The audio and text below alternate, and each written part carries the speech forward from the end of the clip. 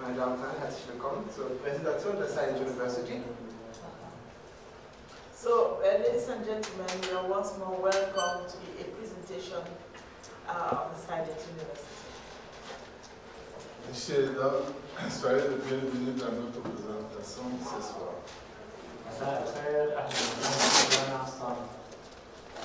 Die Leute, die zum ersten Mal da sind, kurz vorab, was ist die Silent University? Die Silent University ist eine interkulturelle Austauschplattform für Migranten und Akademiker, die hier in Deutschland noch nicht ihr Wissen weitergeben können, und dafür ist die University da. So for those who are coming here for the first time, the initiative or the idea of Silent University is that we serve as a platform for academicians and intellectuals who don't know how to get about their intellectuality and their academic career in German community. Oui, Science University est un forum où via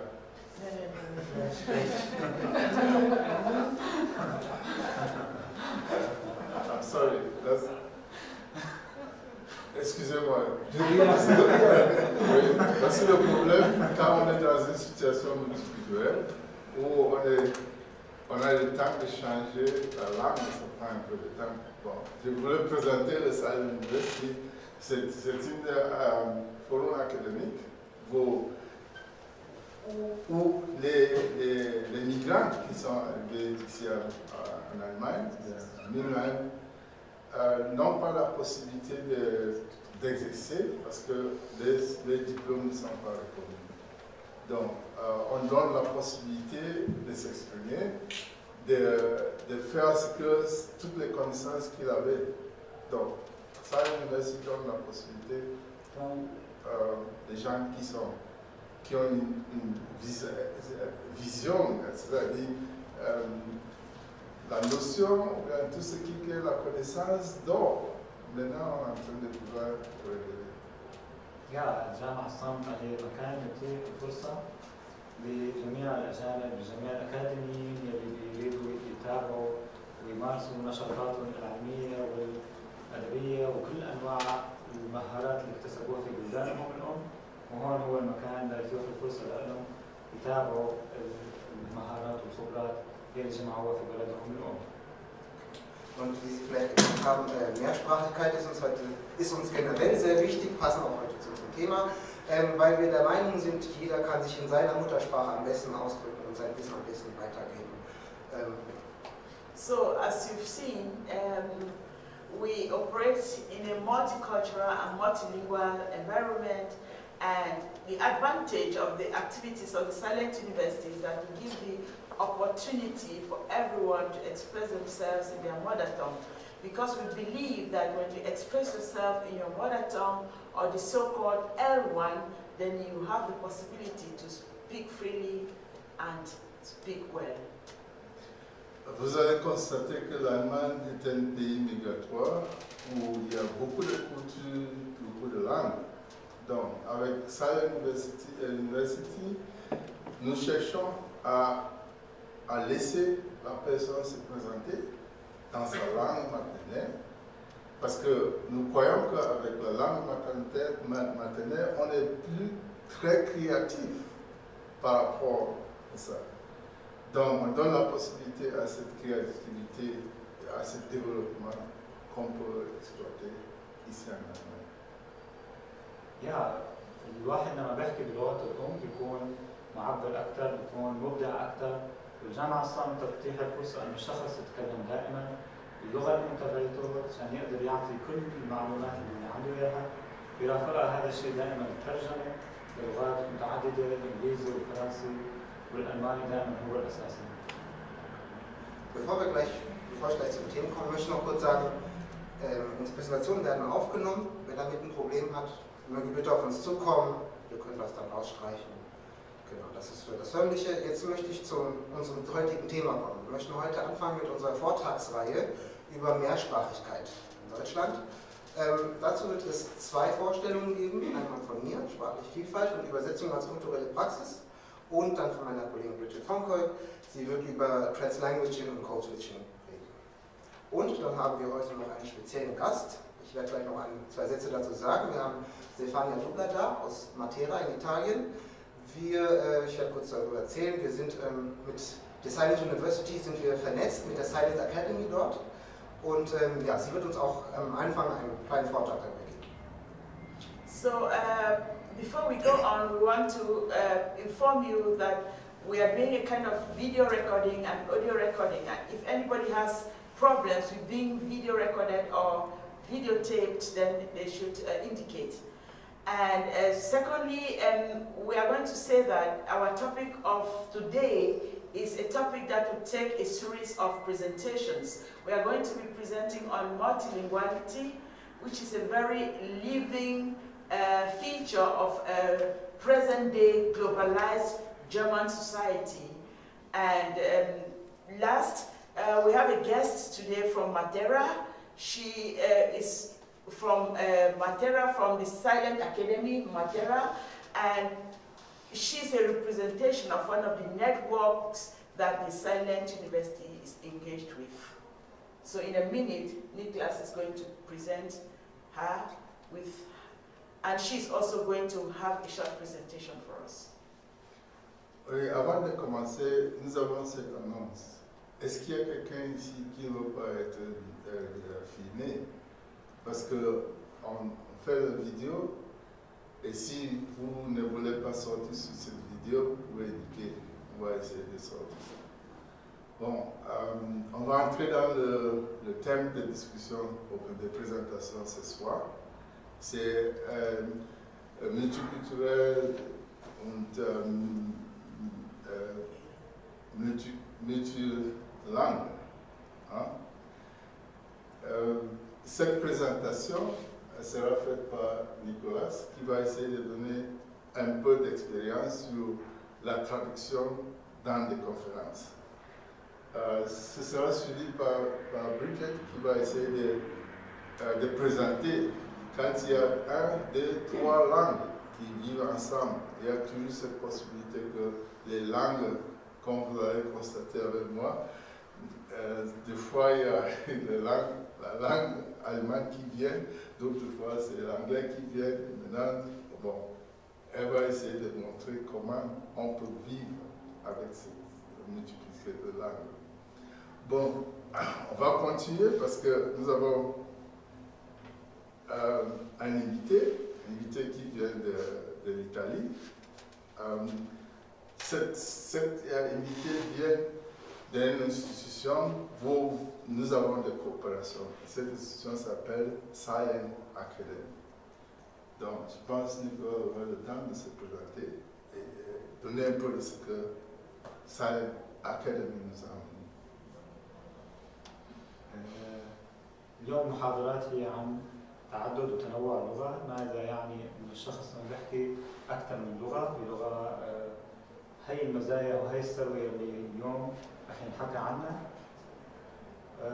مع ذلك رح نحكي عن شريكنا في مدينة ماتيرا في إيطاليا، وراح يتقدم عنا الآن ستيفانيا، واليوم رح نشوف. Okay, dann schon mal vielen Dank für Ihre Geduld und dann würde ich gerne Stefania nach vorne bitten.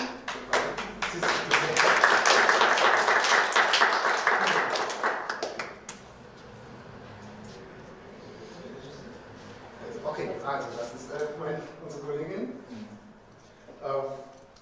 Voilà notre invité. Das ist unsere Kollegin Stefania. Stefania. Aus Matera.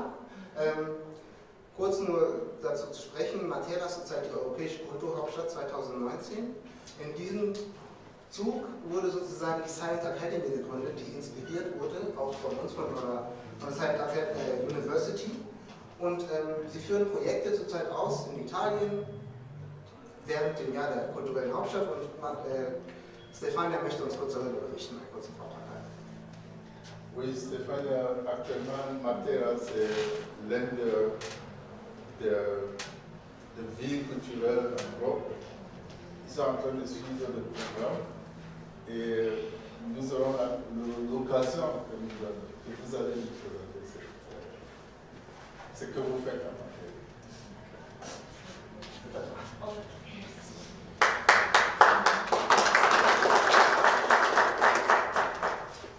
Ich würde den Vortrag auf Französisch halten, ich werde auf Deutsch übersetzen.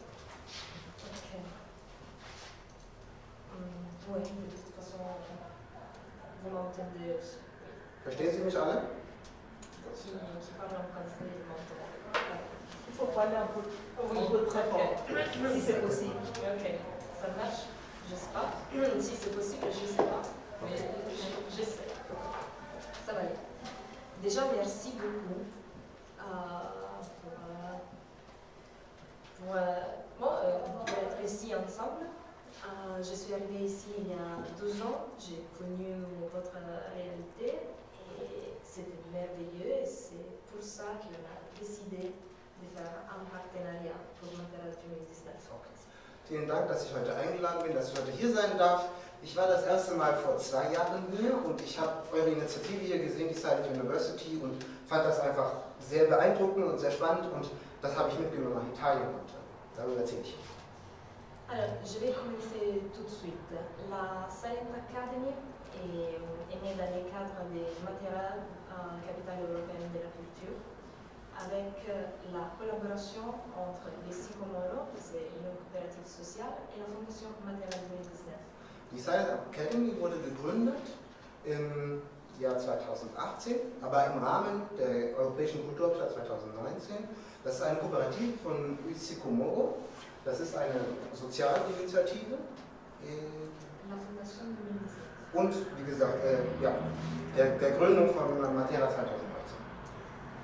Déjà, on va dire que la coopérative sociale Les Sycomoro, c'est une coopérative qui travaille depuis le 2003 en Basilicata, dans la région du sud d'Italie. Et elle travaille dans le secteur de l'assistance sociale, dans le 3e âge et l'immigration. Die Sycomoro, diese Sozialinitiative, die gibt es schon seit 2003. Sie arbeiten auch in der Unterstützung in kulturellen und sozialen Projekten mit Menschen, Migranten, aber auch natürlich mit Leuten, die aus dem Süden von Italien sind, aus der Matera, aus Basilicata, der Region in Italien. Et quand on a connu la Silent University, on a épuisé ces principes. On s'est rendu compte aussi de l'échec du système par rapport à l'immigration, et on a aussi épuisé les principes qu'on peut agir avec un système parallèle qui pour nous, ça peut être là. Wir haben, als wir die Silent University das erste Mal gesehen haben, waren wir sehr inspiriert davon und haben auch selber bei uns in Italien gemerkt, dass das System versagt hat, das System Menschen zu integrieren, und aufgrund der Basis der Arbeit, die ihr hier bei der Silent University macht, haben wir das mitgenommen in Italien und versuchen das dort auch anzuwenden. Et alors, comment ça fonctionne la Silent Academy? Silent Academy est née avec un réseau de partenariats locaux qui travaillent dans l'immigration, et d'abord on a analysé les compétences de 300 migrants en Basilicata. Wie ist die Silent Academy, was macht die Silent Academy? Die Silent Academy ist eine Initiative, die mit lokalen Akteuren zusammenarbeitet, um sozusagen die Kompetenzen auch von Migranten zu fördern. Nous avons constaté que les compétences les plus... la plupart des gens, il y avait des compétences dans la couture et dans la musique. Wir haben gesehen, dass die Migranten, die Mehrzahl der Migranten große Kompetenzen in Sachen Schneiderei, in Sachen Näherei haben, und da sagten wir uns, das müssen wir nutzen. Et et on a constaté aussi que dans le sud d'Italie, on avait les mêmes compétences que depuis 50 ans on a perdu. Und wir haben natürlich auch festgestellt, dass wir im Süden von Italien, wir haben auch die gleichen Kompetenzen, also wir sind bekannt dafür auch für Schneiderei, aber wir haben die seit 50 Jahren haben wir die eigentlich verloren und das hat gut gepasst, sozusagen, die beiden wieder zusammenzubringen. Et c'est comme ça qu'on a décidé d'appliquer une méthode artistique à la Silent Academy. Ça veut dire la méthode du site spécifique, c'est-à-dire un cœur où il y a une œuvre d'art qui s'est construite selon le contexte de destination.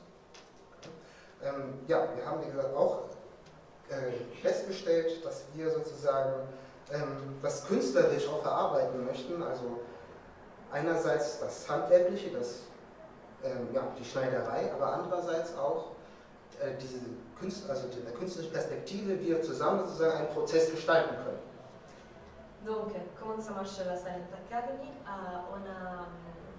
On a un maître réfugié qui enseigne ses compétences, ses talents, et on a aussi un artiste à côté de lui, parce que les laboratoires qu'ils font ensemble, ça va faire une œuvre d'art.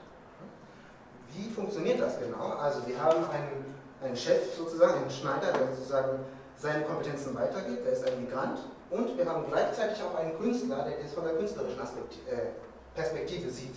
Und die beiden arbeiten zusammen, um daraus etwas Neues zu schaffen. Et par exemple ici, on voit les street artistes, c'est un artiste italien qui est venu ici pour construire ensemble une œuvre d'art, plusieurs œuvres d'art. Wir sehen hier auf dem Bild, das ist ein italienischer Künstler, der ist gekommen sozusagen, um mit den Migranten zusammen ein neues Kunstwerk, eine neue Kunst zu schaffen. Et on a travaillé aussi avec les enfants, surtout les mineurs étrangers non accompagnés. Et on a travaillé avec la street art avec eux parce qu'on pense que le futur c'est aux enfants et qu'ensemble, étrangers et locaux, ils peuvent construire une image nouvelle de la vie. Und wir haben auch mit unbegleiteten minderjährigen Flüchtlingen zusammengearbeitet, weil wir sehen, für die Kinder ist die Zukunft, und deswegen haben wir die migrantische Kinder sozusagen und die Leute aus der Gegend zusammengebracht, damit sie zusammen dieses Kunstwerk schaffen, und weil die Zukunft ihnen gehört. Et voici des exemples. Hier sehen Sie einige Beispiele davon. Et donc, on a dit qu'on a fait aussi des laboratoires vidéo, du travail du bois et du fer. Wir haben auch sozusagen eine Werkstatt geschaffen, wo die Kinder und Jugendlichen natürlich auch ausprobieren können, aber auch an Holz arbeiten und auch an Arbeiten mit Eisen. Et ceci, c'est par exemple une œuvre qu'on a construite ensemble et on a laissé dans l'espace public. Das sind Künste, hier sehen Sie hier, das sind Kunstwerke, die wir zusammen geschaffen haben und sie in den öffentlichen Raum gebracht haben. Et on a fait aussi des laboratoires de couture avec les maîtres Ibrahim Savane et on a fait ces vêtements-ci avec la couverture isothermique. Wir haben auch, wie gesagt, wie ich gerade schon gesagt habe am Anfang, wir haben auch Schneidereien, also wir haben auch eine Werkstatt für Schneiderei gemacht, und der Maître, sozusagen der Chef dort, ist der Ibrahim Savane. Er unterrichtet die Menschen dort, und mit ihm haben wir auch dieses Kunstwerk gemacht. Er hat dieses Kleid genäht, und dieses Kleid ist eine Decke, wenn zum Beispiel die Migranten von den Booten runterkommen, mit denen werden sie sozusagen zugedeckt, und ja, wir haben sozusagen daraus was Schönes gemacht. Et ce vêtement, il est tellement plu qu'ils nous ont demandé d'ouvrir de participer à la cérémonie d'ouverture de Matera 2019 avec ce vêtement. Und die Leute, diese Kleider kamen so gut an, dass wir gefragt wurden, bei der Eröffnung der Europäischen Kulturhauptstadt 2019 dort mitzumachen und dort sozusagen diese Kleider zu präsentieren. Et ces vêtements, ils ont été réalisés donc, par Ibrahim Sissavan. Et maintenant, je vais vous raconter un petit peu l'histoire d'Ibrahim. Wie gesagt, diese Kleider wurden von Ibrahim Savan entworfen und gemacht. Das ist ja hier auf dem Bild und ich möchte euch kurz erzählen über seine Geschichte, wie darauf gekommen ist. Okay.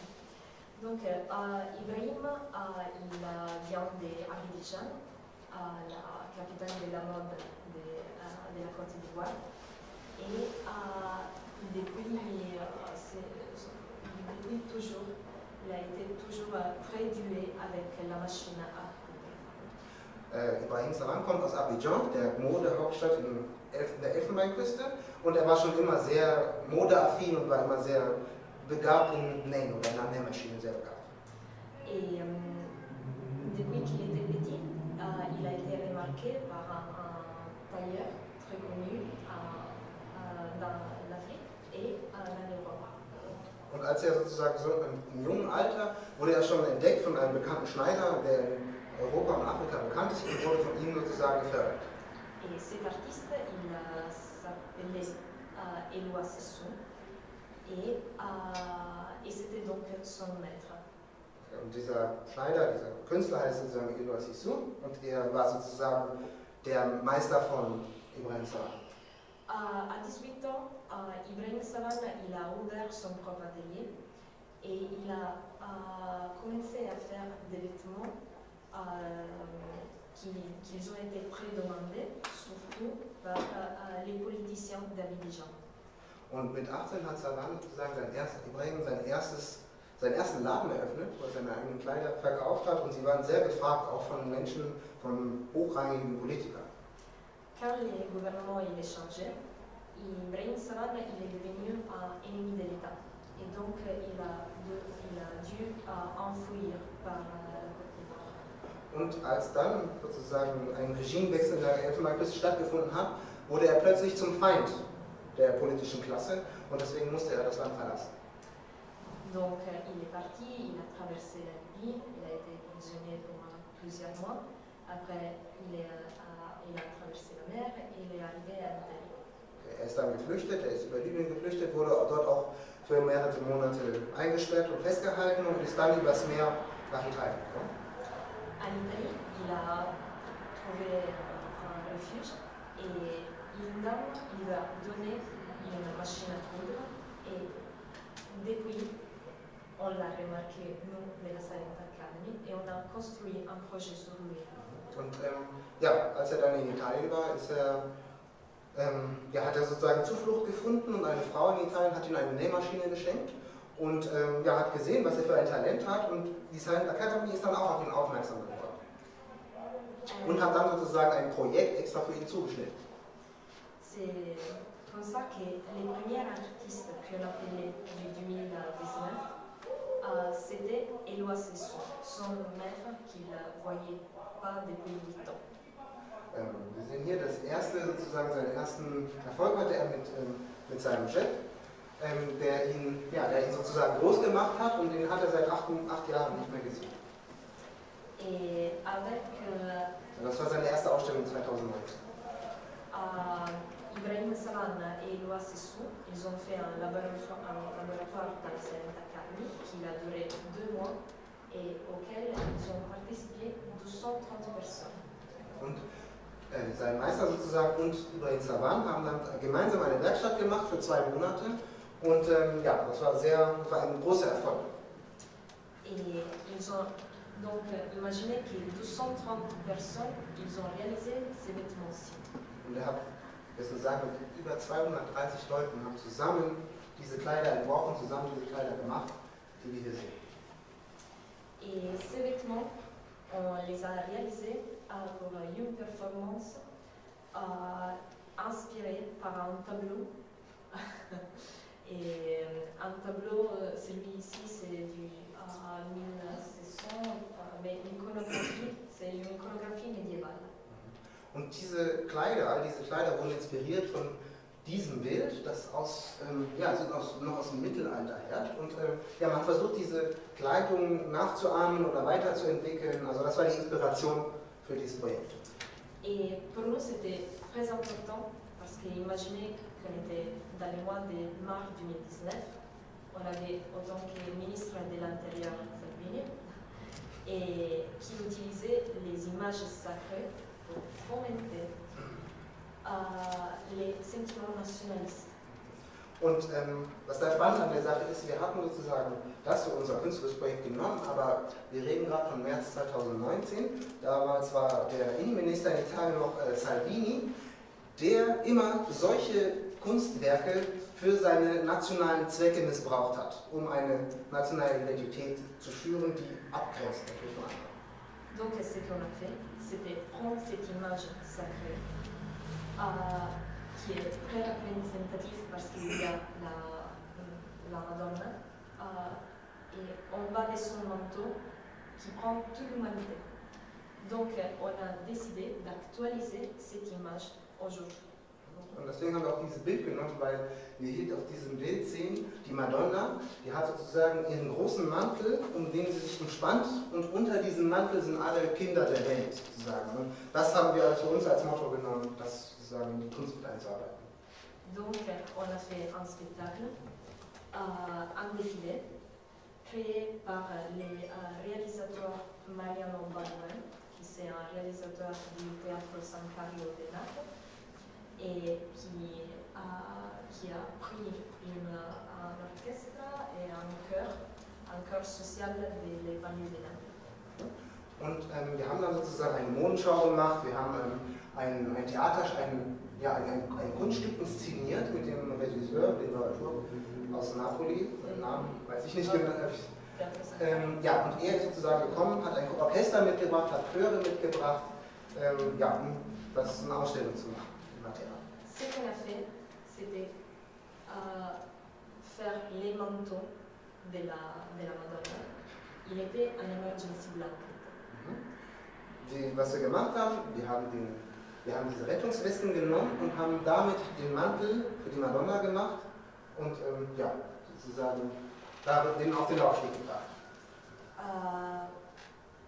Donc, ce spectacle a eu un succès énorme. Et il est allé partout dans le sud d'Italie. Und dieses Spektakel oder diese Modenschau oder diese Inszenierung war ein voller Erfolg und man hat in ganz Süditalien konnte man das sehen und war in der Presse. Et toujours notre Madonna, elle était noire parce que même dans notre tradition, notre Madonna, elle est noire. Und wir haben auch eine schwarze Madonna genommen, weil auch selbst in unserer italienischen Tradition war die Madonna schwarz. Et je vous dis juste un des autres, sans vous dire tous les laboratoires qu'on a fait, je vous raconte juste les derniers. On a fait un dîner social, un dîner de communauté, où ils sont les chefs de ces dîners. C'était Saïd El-Shaï, qui est un talentueux égyptien de 20 ans, qui a cuisiné pour 150 personnes. Ich möchte euch jetzt nicht alle Werkstätten und Workshops zeigen, die wir gemacht haben, aber ich möchte mich auf das letzte konzentrieren. Das war sozusagen ein Dinner für alle, für die Community. Und das wurde auch von einem berühmten ägyptischen Koch sozusagen veranstaltet, der für 150 Leute dort gekocht hat. Donc, tout ça pour vous dire que nous avons fait beaucoup de laboratoires. À ces laboratoires, ils ont participé peut-être 500 personnes en total. Et maintenant, okay. Also, nochmal zu sagen, das möchte ich alle Workshops sagen, aber dieser Workshop mit dem Essen auch, insgesamt waren dann fast schon mehr als 500 Leute beteiligt und einfach um zu sehen, diese Auswirkungen, die sowas haben kann. Et aujourd'hui, ils font partie de notre coopérative, ils sont en CDE, un contrat indéterminé, Saïd et Savan. Und ja, ich möchte noch sagen, also was daraus entstanden ist, der Said, der Koch, und Saban, der Schneider, die sind jetzt sozusagen, sind bei uns eingestellt und haben unbefristete Arbeitsverträge und konnten die sozusagen durch unser Projekt in den Arbeitsmarkt integrieren. Donc, après Matera 2019, on ne sait pas qu'est-ce que sera de la salle académique, mais c'est sûr qu'on a trouvé une méthode et dans laquelle on veut poursuivre et pour créer un contexte meilleur aussi pour eux. Okay, wir wissen nicht, wie es nach 2019 der Kulturhauptstadt mit der Silent Academy weitergeht, aber wir haben für uns herausgefunden, dass wir dieses Prinzip weiterführen möchten und einfach gesehen haben, wie wir die Leute in die Community mit einbeziehen können und gemeinsam Nutzen daraus haben können.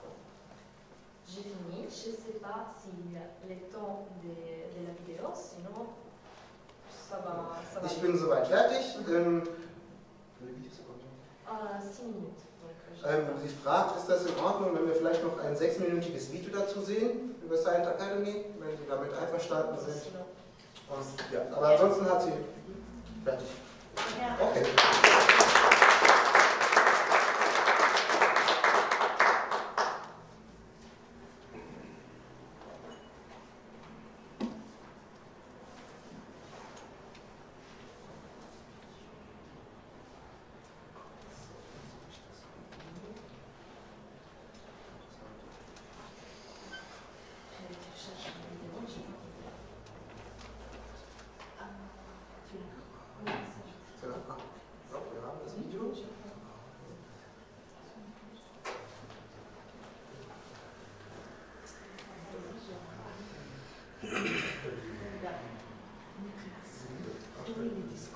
Okay, ich sehe schon aufgrund von Zeitgründen, was wir noch bei der Talk besser. Ja, aufgrund von Zeitgründen würde ich sagen, das Video können wir vielleicht später noch gucken. Wir würden gerne zu unseren weiteren beiden Vorträgen kommen und danach können wir gerne in Diskussion kommen, wenn dann Zeit noch ist. Okay, soweit nochmal. Vielen Dank, Stefania.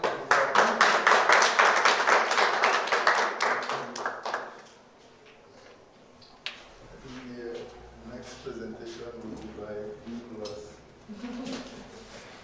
Yeah, we come here to the next presentation from Niklas.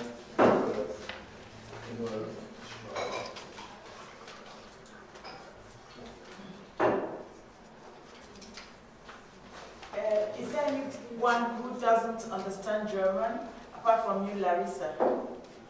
Kylie can translate by the side to save time. Is it okay? So to save time. Gut. Sollen wir gleich direkt weitermachen? Ja. Okay.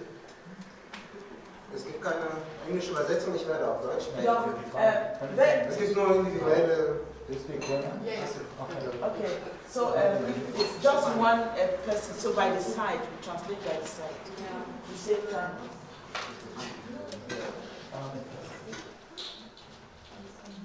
Okay. Gut, dann kommen wir zu meinem kurzen Vortrag. Und zwar haben wir schon gesagt am Anfang unserer Präsentation, das Oberthema ist gelebte Mehrsprachigkeit in Deutschland und ich möchte mich heute auf die sprachliche Vielfalt und Übersetzung als kulturelle Praxis konzentrieren. Okay, kurz einfach zum Inhalt. Es geht um Mehrsprachigkeit. Was bedeutet Mehrsprachigkeit? Sprachliche Vielfalt in Deutschland. Übersetzung als kulturelle Praxis. Die Macht des Übersetzens.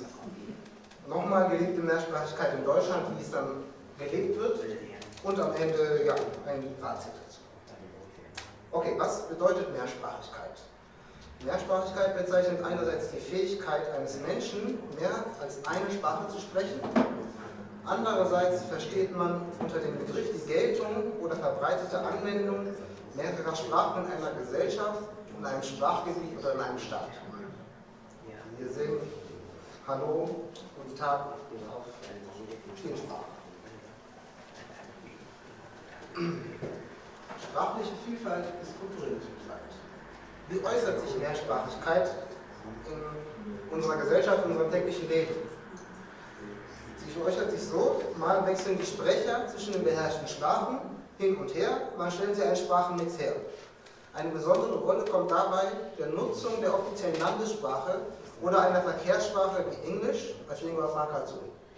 Für die meisten Sprecher sind dies mehr oder weniger gut beherrschte Fremdsprachen, oft durchsetzt mit Elementen anderer Sprachen, also im Grunde genommen hybride Kontaktvarietäten.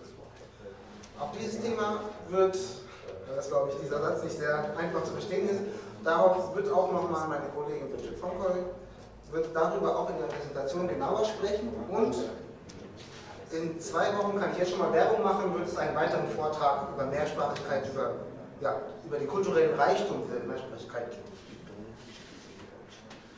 Sprachen in Deutschland. Es war schwer, da ein bisschen genaue Statistiken, Zahlen zu finden, aber was interessant war, die Sprache in der Bundesrepublik Deutschland ist Deutsch. Aber dieser Satz steht nicht in der Verfassung. Er ist nirgendwo festgeschrieben. Wenn man bedenkt, in der Europäischen Union mit über 25 Amtssprachen ist in 17 Ländern ist die jeweilige Sprache festgeschrieben. Zum Beispiel in Frankreich mit einer der ersten Sätze in der Verfassung ist La langue est le français. Punkt. Ganz wichtig. Aber im Deutschen ist das nicht so. Hingegen im Artikel 3, nämlich niemand darf wegen seiner Herkunft, seiner Sprache benachteiligt oder bevorzugt werden. Also da wird ja auch sozusagen die Sprache einen besonderen Schutz dargestellt. Einfach nur ganz grobe Fakten: Rund 130 Millionen Menschen auf der Welt sprechen Deutsch als Mutter- oder als Zweitsprache.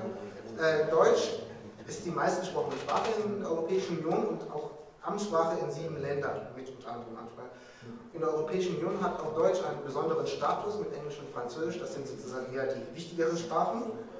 Und in 42 Ländern gibt es 7,5 Millionen Menschen, die einer deutsch sprechenden Minderheit angehören. Also in all unseren Nachbarländern zum Beispiel gibt es deutsche Minderheiten, in Südamerika, in Afrika, eigentlich überall. Gibt es auf jedem Kontinent, würde ich sagen, gibt es deutschsprachige Minderheiten. Ja, offizielle Amtssprache ist Deutsch.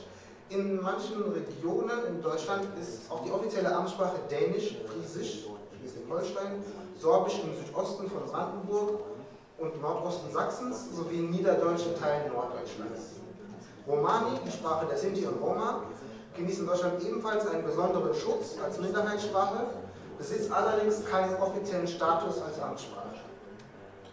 Deutsche Gebärdensprache, die der Kommunikation von Gehörlosen dient, ist heute ebenfalls eine eigenständige Sprache und gesetzlich anerkannt.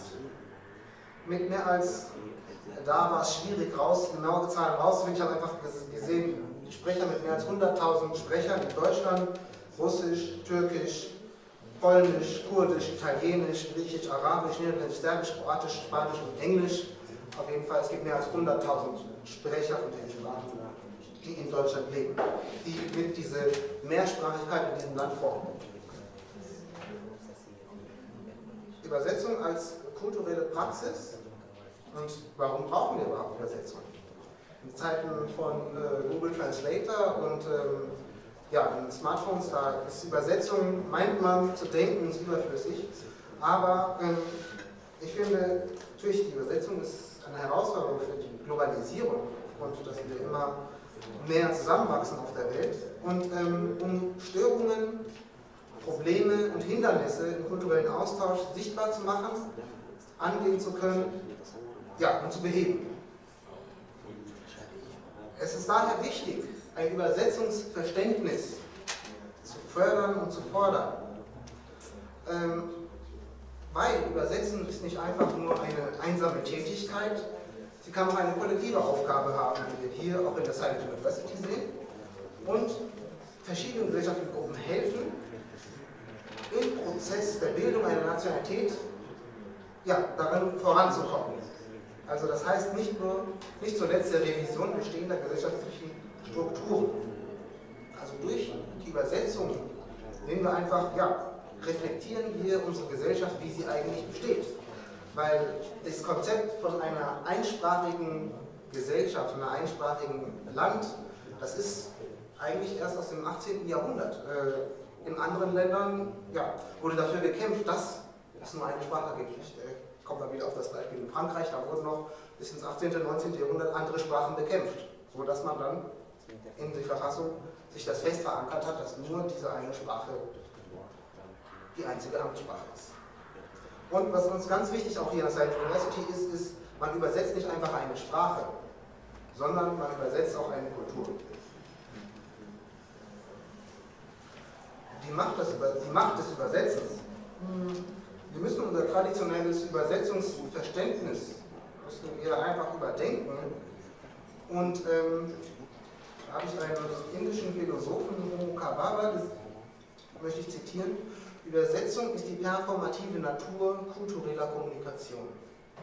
Translation as the staging of cultural differences. Ja, diesen Satz muss man würde ich erstmal sagen, sacken lassen. Aber ich verstehe daraus einfach, dass es in unserer Natur eigentlich liegt, zu übersetzen und zwischen verschiedenen Sprachen und Kulturen zu vermitteln. Dass es ein ständiger, fortlaufender Prozess ist. Beim Übersetzen darf man aber auch nicht vergessen die Aspekte der Macht, auch der Machtungleichheit und den Asymmetrien von Kulturen und kulturellen Kontakt, die zum großen Teil auch auf das koloniale Verhältnis, also auf die Kolonialgeschichte zurückkehren. Wie wir in Afrika oder in anderen Ländern sehen, sind bis heute die Kolonialsprachen einzige Amtssprachen der Länder. Wie schon gesagt, kulturelle Übersetzung ist sehr wichtig. Also es geht nicht einfach nur um Wort für Wort Übersetzung, sondern auch die Kultur, die kulturellen Gepflogenheiten dem Gegenüber verständlich zu machen. Und natürlich auch die Notwendigkeit kultureller Übersetzungsprozesse. Übersetzung in Deutschland. Wie sind wir dafür aufgestellt?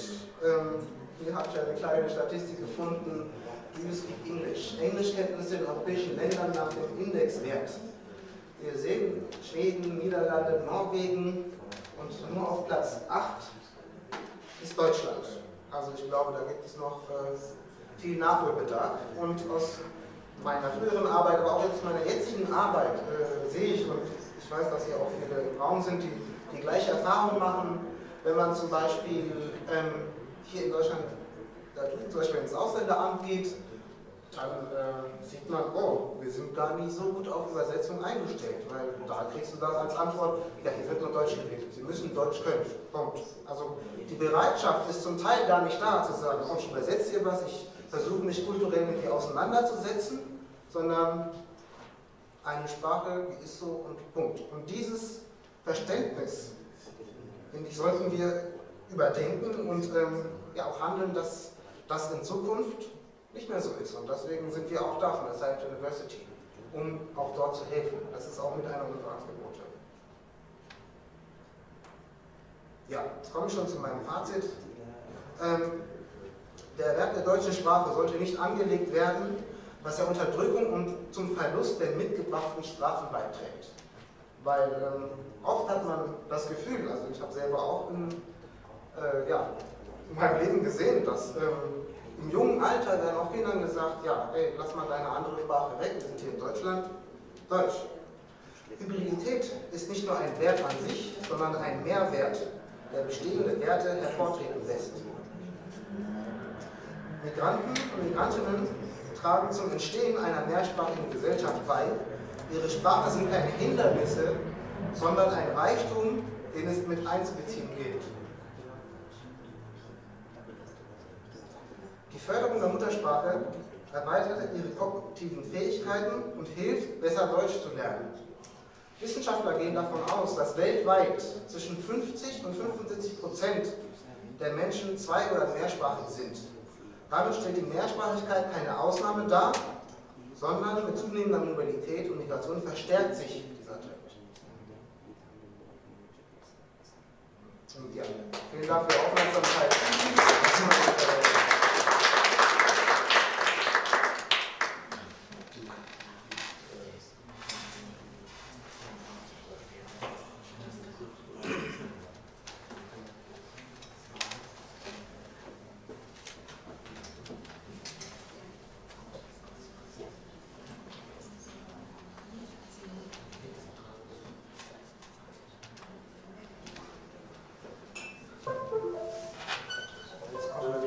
unserer dritten Präsentation und danach können wir gerne ins Gespräch kommen, auch gerne Fragen zu stellen zu den verschiedenen Präsentationen, die wir heute gehört haben.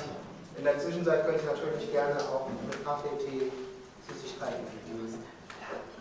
Jetzt wird simultan? Simultan? Ja. Okay. Jetzt wird der Vortrag auf Englisch laufen, ich werde ihn auf Deutsch übersetzen.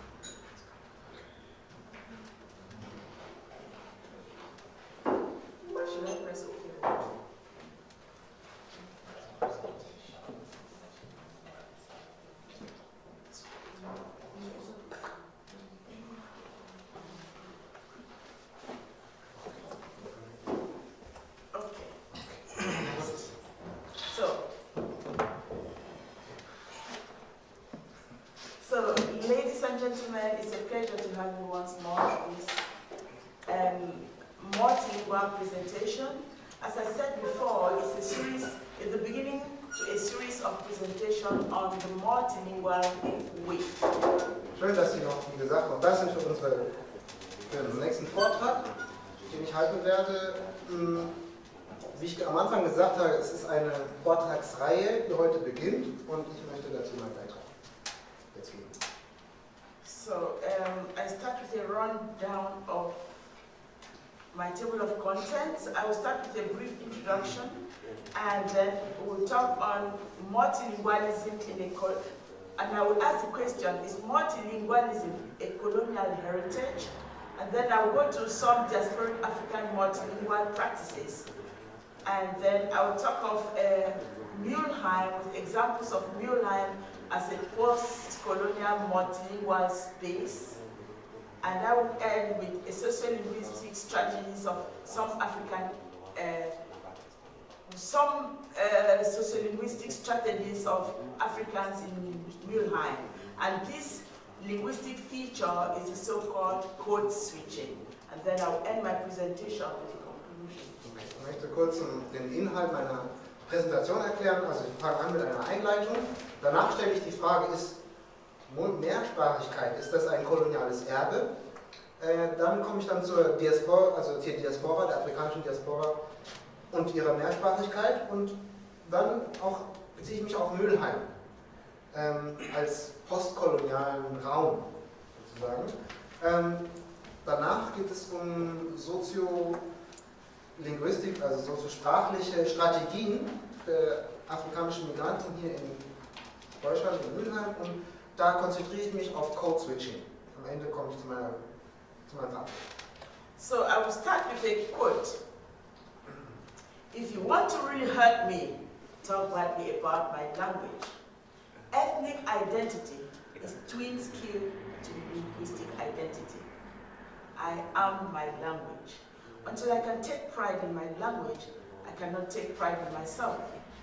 until I can accept as legitimate Fefe, Arabic, Chinese, and all the other languages I speak. I cannot accept the legitimacy of myself. And I'm quoting from Azadua, who is a Mexican who migrated to England. He said this. He was a theater artist. Ich fange mit einem Zitat an von Azadua, ein Mexikaner, der nach Großbritannien emigriert ist. Wenn du mich wirklich verletzen willst, rede schlecht über meine Sprache. Meine ethnische Identität ist meine meine zweite Haut und auch meine linguistische, also meine sprachliche Identität. Ich bin meine Sprache. Bis ich meinen Stolz nehmen kann in meiner Sprache, ich kann meinen Stolz mir selber nehmen. Ich kann akzeptieren, also legitimieren, Fefe, Arabic oder Chinese zu sein und all andere Sprachen, die ich spreche. Aber ich kann nicht akzeptieren die Legitimität von mir selber, meine eigene Legitimität. So to echo this, this quote actually echoes what the earlier speaker talked about, that language is a reflection of culture. You cannot translate a people's language if you do not translate their culture. I give an example. When an African woman looks into a man's eye as he speaks to that man, in most African culture, she's considered not a very good woman. How dare you look a man into the eyes? But then, as opposed to that, the European culture, if you speak to me, I do not look me into my eyes, it means you are not a very honest. Dieses Zitat bezieht sich auch, was wir vorher sagten. Also du kannst nicht einfach eine Sprache übersetzen, wenn du nicht auch die Kultur übersetzt. Das Beispiel, das ich gerade genannt hatte, im afrikanischen Kontext, wenn eine afrikanische Frau einen afrikanischen Mann in die Augen sieht, dann wird das in Afrika als unhöflich gesehen. Aber andersrum, hier in Deutschland, wenn eine Frau einem Mann während dem Gespräch nicht in die Augen schaut, dann wird das auch als unhöflich gesehen. Okay. Germany officially claims to be a monolingual and a monocultural community. As we've heard, when you go into some German ministries, they will say, sprich mein Deutsch. In Deutschland, sprich mein Deutsch. Deutschland behauptet von sich, ein einsprachiges und monokulturelles Land zu sein. Wie wir gehört hatten, wenn man hier zur Verwaltung oder sonst wohin geht, man spricht Deutsch hier in Deutschland, Punkt. But the reality, the truth of the issue is that, thanks to present-day globalization, thanks to present-day large-scale immigration, thanks to the fact that we have the internet, Germany is slowly and gradually becoming a multicultural and a multilingual country. Die Realität sieht natürlich ganz anders aus. Wenn wir heute in Zeiten der Globalisierung, in Zeiten von großen Migrationsströmen, in Zeiten von Internet, vom schnellen Internet, sieht man, dass Deutschland sich langsam zu einem mehrsprachigen, multikulturellen Land entwickelt. We see that there is a large influx of Turkish, of Syrians, of Africans, of Asians, and of other Europeans living in Germany, and we are all living together, and that is the reality. Und wir sehen ja tagtäglich, es gibt riesige Communities, türkische, afrikanische, syrische, asiatische, europäische Communities, mit denen wir hier zusammen leben. Also das ist die Realität. Multilingualism. Multilingualism is the act of using multiple languages either by an individual speaker or by a community. So in other words, an individual could be a multilingual. That means that that individual is able to communicate in more than one or two or more languages. That's a multilingual individual. A multilingual community is a community in which there exist many languages side by side. Mehrsprachigkeit ist die Aktion sozusagen, mehrere Sprachen gleichzeitig zu benutzen. Von einem Individuum, also von einem Individuum selber oder von einer Community. Ich als Mensch kann mehrsprachig sein und die Community oder ich kann in mehreren Sprachen sozusagen kommunizieren. Aber die Community, die mehrsprachig ist, da gibt es viele Sprachen, die nebeneinander herlaufen und miteinander kooperieren. Again, I repeat what my earlier speaker said. Multilingual speakers today outnumber monolingual speakers in the world. Multilingualism is becoming a social phenomenon governed by the needs of globalization and cultural openness. Ich möchte nochmal wiederholen, was wir eigentlich schon heute hatten, aber Multilingualität ist auf der Welt sozusagen gesehen natürlich viel öfters vertreten als Einsprachigkeit. Mehrsprachigkeit ist ein soziales Phänomen geworden, das in der globalisierten Welt, ja, das sozusagen in der globalisierten Welt Offenheit braucht. Diasporic multilingualism. English, Arabic, Persian, French. These are the national languages people bring from their countries. In the German communities, German, even though you are Arabic, even though you are from an African country, say Cameroon or Nigeria, even though you are from France, you are in Germany, at work, you are expected to use the German language. On the streets, sometimes, you have to use the German language. With other Germans, you have to use the German language. And German is used as a lingua franca. And a lingua franca is a language that is used in a multilingual context by people who do not share a common language. I take an example. You are from France, you speak French, and I am from, let's say from Spain, and I speak Spanish. We do not share a common language, but we live in Germany. So what do we do? If our level of German is not good enough, we use German as a lingua franca. That's what it's called. So this language is called a lingua franca. Okay, wir kommen zur diasporischen Mehrsprachigkeit. Haben wir hier Englisch, Arabisch, Persisch, Französisch. Das sind alles Nationalsprachen, die Menschen aus anderen Ländern hier nach Deutschland bringen.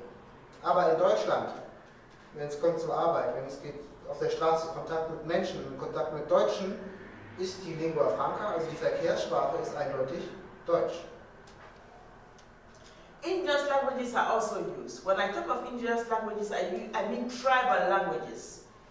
So for some people, some speakers within the German context, which is a diasporic context, even though German is spoken at work, on the streets, and in the classroom, in schools, at home, they would speak their indigenous languages.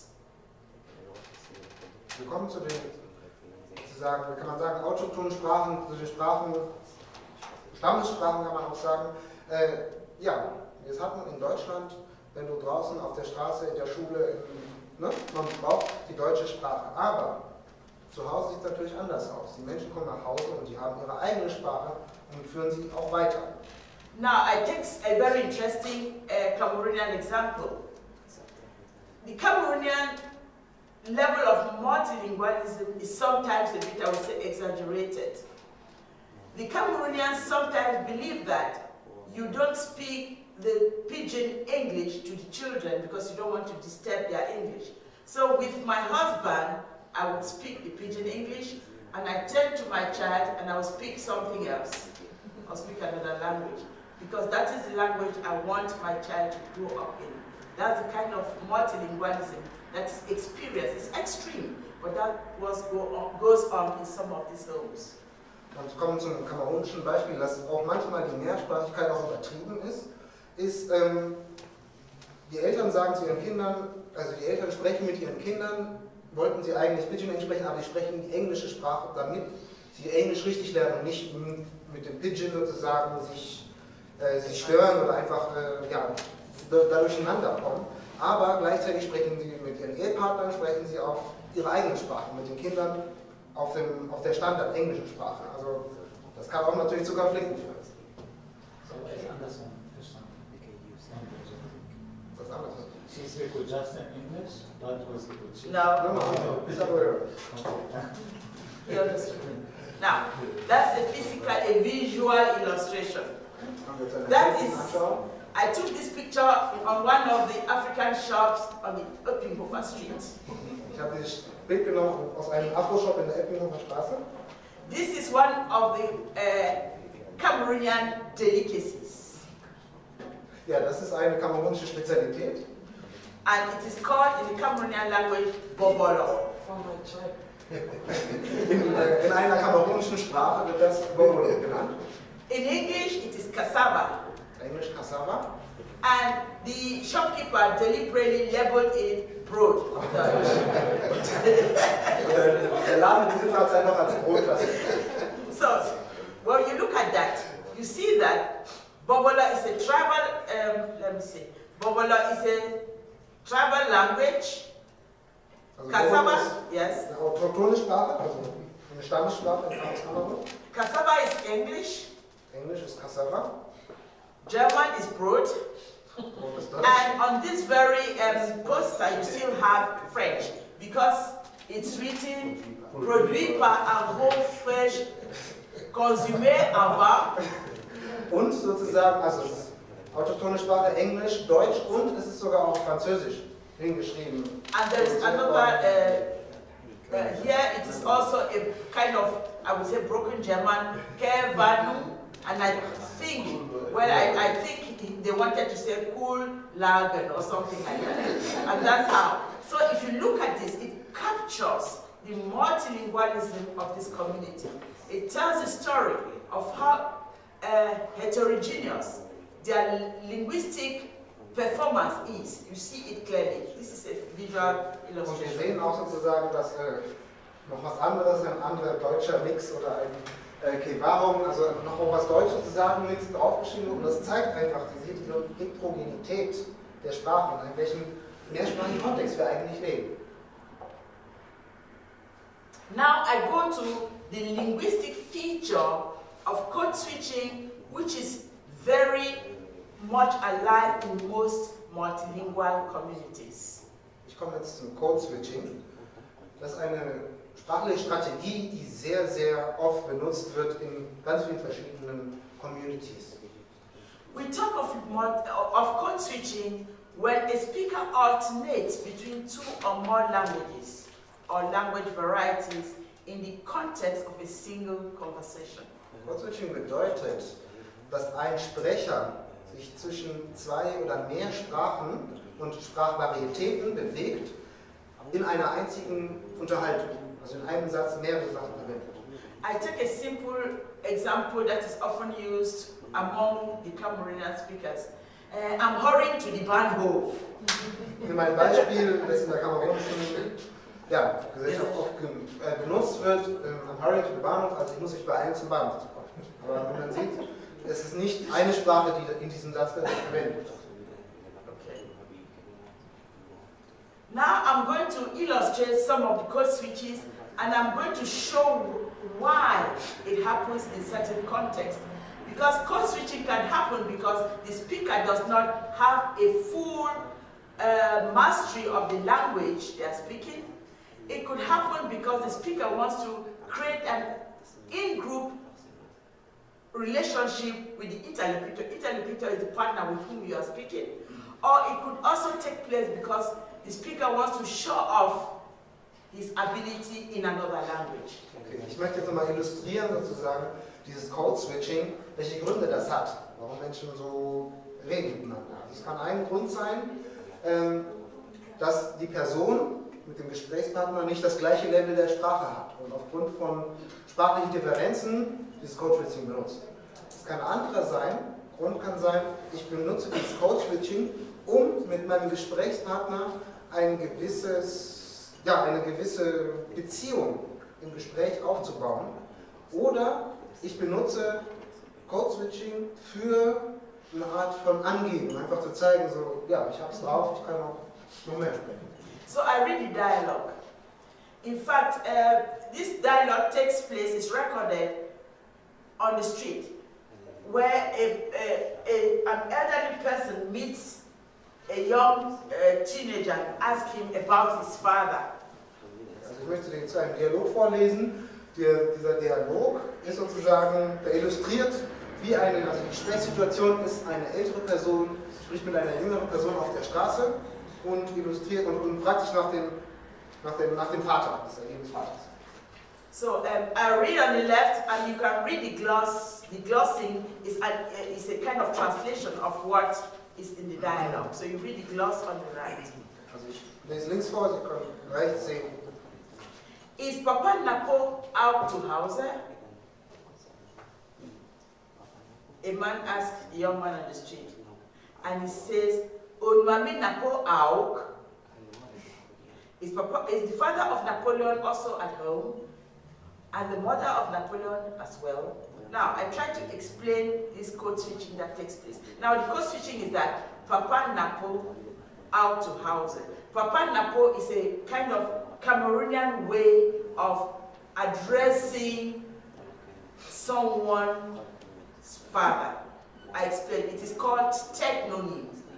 Technonym is a combination of somebody's name plus the name of another person. So Papa Napo is the father of Napoleon. Papa, the father of Napoleon. So it's a technonym in English linguistics. Ich möchte kurz nochmal auf das Beispiel. Papa Napo, diese Bezeichnung, das ist eine Art Adressform, wie ich eine Person sozusagen anspreche, mit einer gewissen Höflichkeitsform. Und das nennt man Technonym in der Linguistik. Also ich nehme die Position oder den Papa sozusagen und Napo diese Abkürzung und mixe die beiden zusammen. So for instance,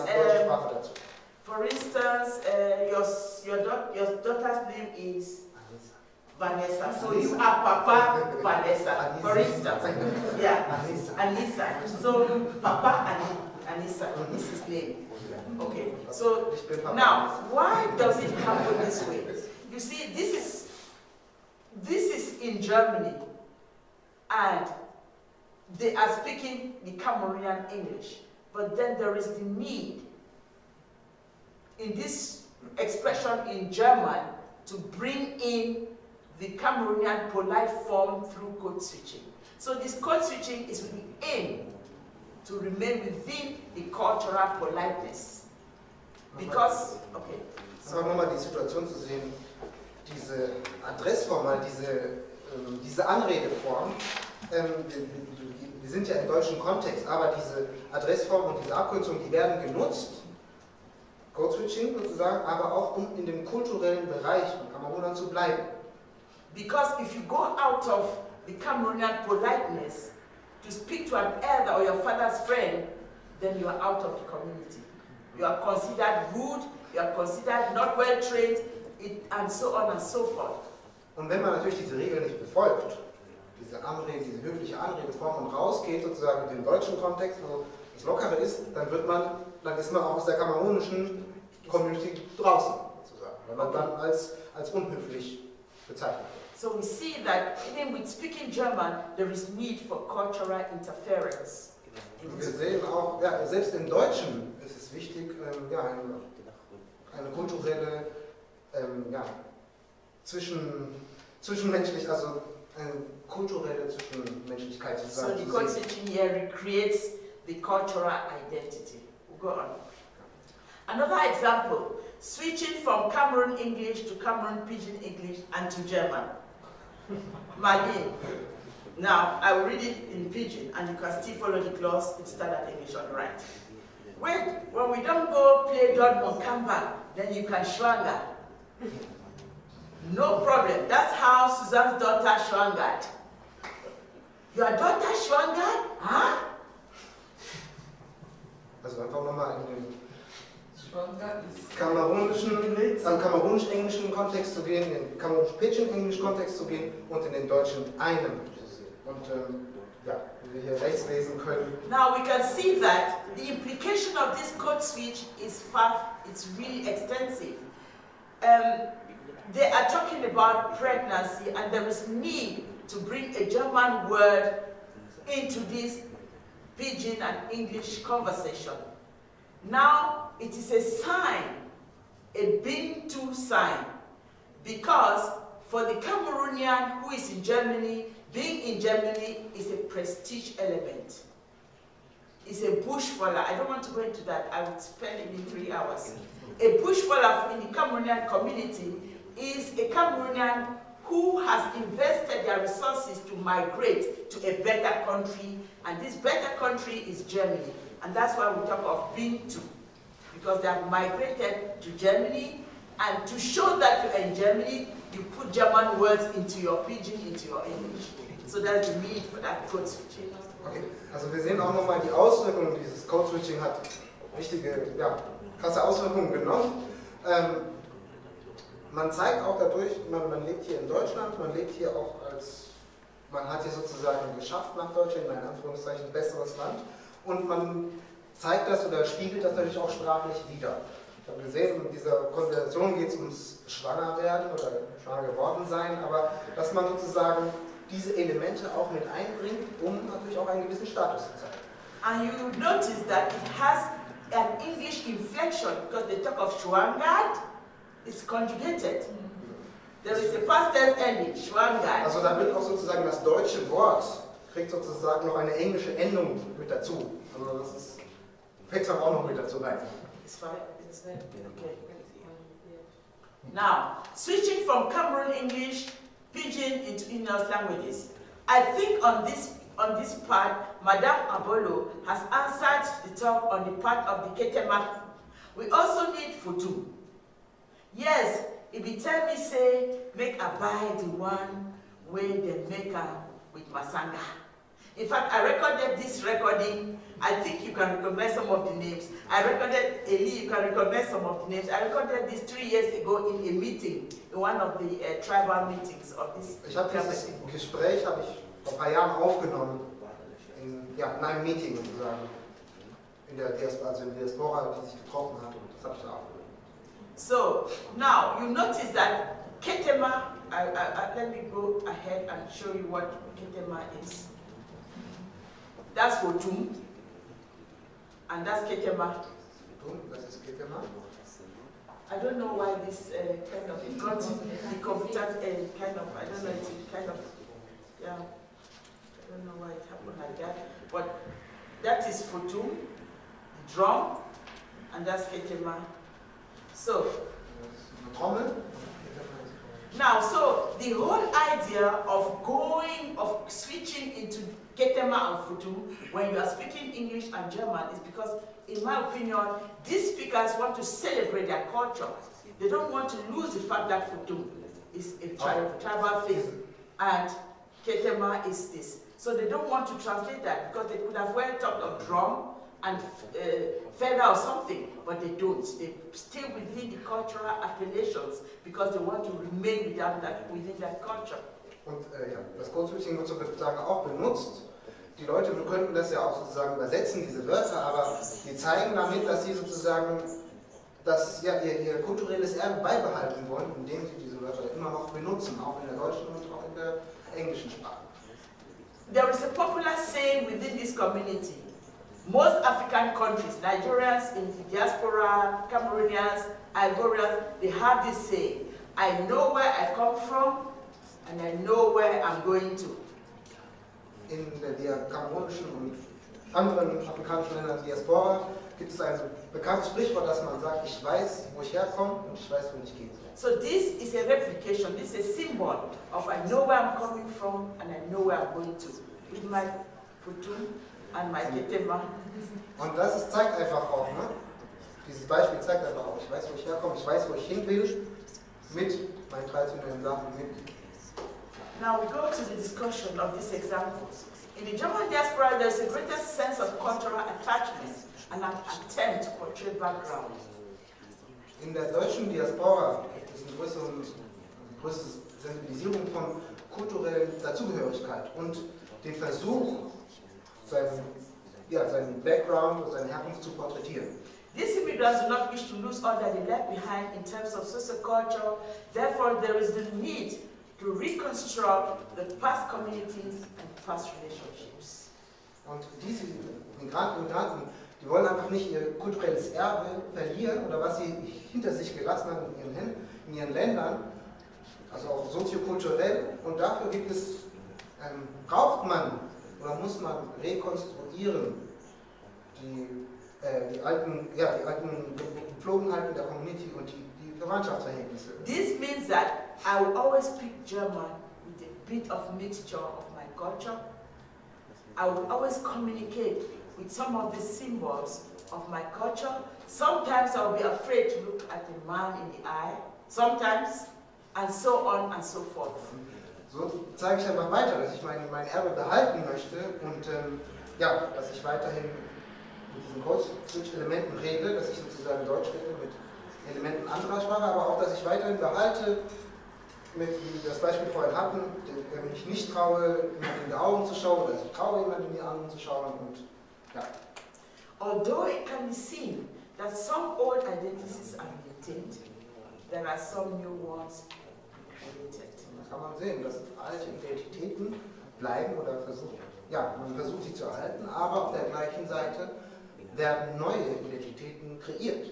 And therefore in the diasporic multilingual communities, there will be hybridity, there will be fluidity, there will be heterogeneity and extension of identities. Und dafür wird in den Communities sozusagen wird Heterogenität, Fluidität und Hybridität sozusagen wird weitergelebt und weiterentwickelt.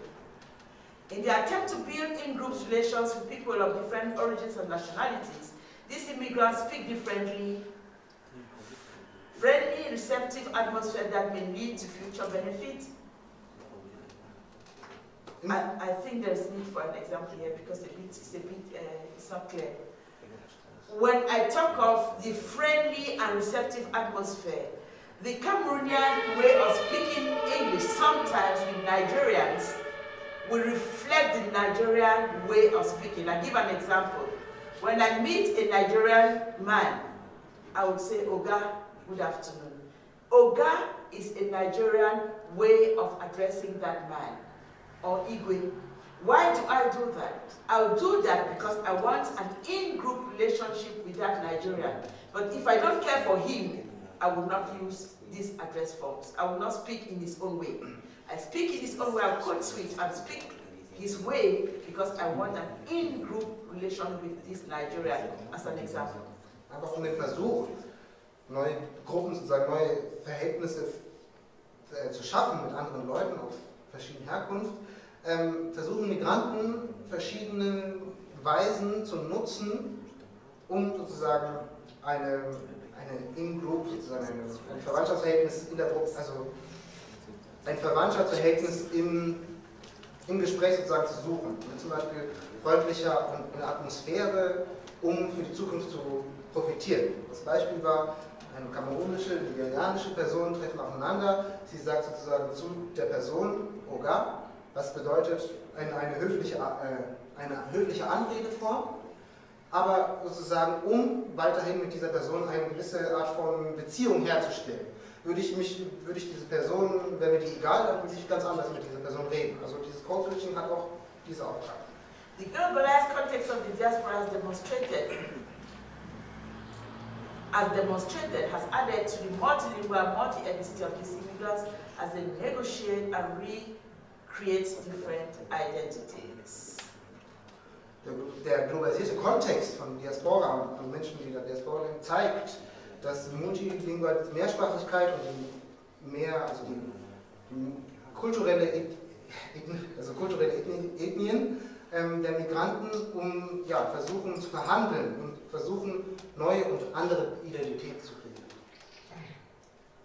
The historical baggage of these post-colonial immigrants adds an important meaning to the sense of self. Das historische, was Menschen mitbringen, also ihre Identität, die sie mitbringen, die postkolonialen Migranten, zeigt, wie wichtig die Bedeutung von diesem Sinn, wie wichtig die Bedeutung ist im Sinne. When I talk of historical baggage, for instance, English was not my original language. It's a historical baggage because it's from colonialism that we got into speaking English, speaking French, speaking Spanish, Portuguese, and so on. But then I can still speak Nufi, I can speak Fefe, and so on and so forth. Was meine ich mit historical baggage, also mit dem historischen Gepäck, das ich mitbringe? Das ist nicht Das ist eigentlich nicht Englisch, Französisch oder sonst eine Kolonialsprache sozusagen, sondern ich habe auch meine eigene Sprache. Nufi. Via their language use, immigrants give impressions of who they are. We are Cameroonians, we are Nigerians, we are Ghanaians, we are Chinese, we are Syrians, and so on and so forth. And that fact will always remain. Und durch den Gebrauch meiner Sprache zeigen natürlich Migranten, wer sie sind und wo sie herkommen. Egal, ne?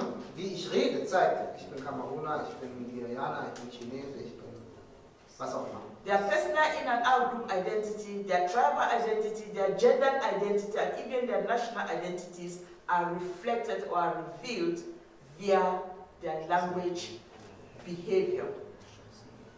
Die Identität, also die Zwischenidentität, also die Zwischenbeziehung zwischen Menschen und zwischen Gruppen und äußeren Gruppen, auch die Herkunft, die traditionelle Herkunft, die Identität, ja, die wird sozusagen durch den sprachlichen Gebrauch wird der sichtbar.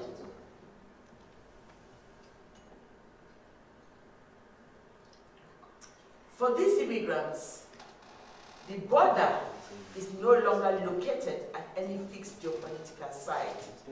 They, the immigrants, carry the border with them and they find new borders wherever they go. I'm quoting from another Mexican, Gomez Pena. Zitiere nochmal von Gomez Pena. Für die Migranten, sie tragen ihre Grenze, tragen sie mit sich. Die Grenze ist nicht länger auf geografisch fixiert, sondern sie nehmen die Grenze mit sich, um auch neue Grenzen zu finden, egal wo sie sind. So, when you go to the streets of Eppinghofer, you will hear all sorts of languages, because Eppinghofer is a home for some African countries, it's a home for some Turkish people, it is a home for all of these people. They have brought their home onto the street of Eppinghofer into Germany. They have carried their culture with them. At the same time, they take certain aspects of the culture of the German society. So this hybridity makes us say that the border is no longer a geopolitical site. The border there is no border. Und jetzt als Beispiel, wenn man hier in die Eppinghofer Straße in Mülheim geht, man hört alle möglichen Sprachen und ja, für die Migranten dort, es gibt keine Grenze mehr sozusagen. Sie nehmen ihre Sprache mit, aber sie nehmen natürlich auch die deutsche Sprache mit in ihren Sprachgebrauch und schaffen so eine Hybridität von Sprachen in ihrem Kontext, wo sie sprechen. Sprache und Kultur. Keine Grenzen. Yeah. So, immigrants in the diaspora do not wish to lose their past identities. There is need for adapting to present globalized realities. There is need for upward socioeconomic mobility. Well, for me to grow up there, I need to understand the German culture because I live in Germany. I need to understand the German language because I live in Germany. But at the same time, I telephone my mother at home. I chat on Facebook, WhatsApp with my countryman in Pidgin English. I speak Fefe with my mother and my father. So there is this mixture, this reality, and that is it. Immigranten aus der Diaspora, die wollen einfach nicht ihre Identität verlieren. Deswegen ist es wichtig, sich an die globalisierte, an die heutige Realität anzupassen. Und ja, sie macht als Beispiel, sie spricht mit ihrer Mutter, Vater Fefe, auf der Straße spricht sie Deutsch mit jemandem, sie versteht andere Kulturen, wie sie sozusagen ticken und ja, diese Hybridität, einfach dieser Austausch ist wichtig. So, thank you very much.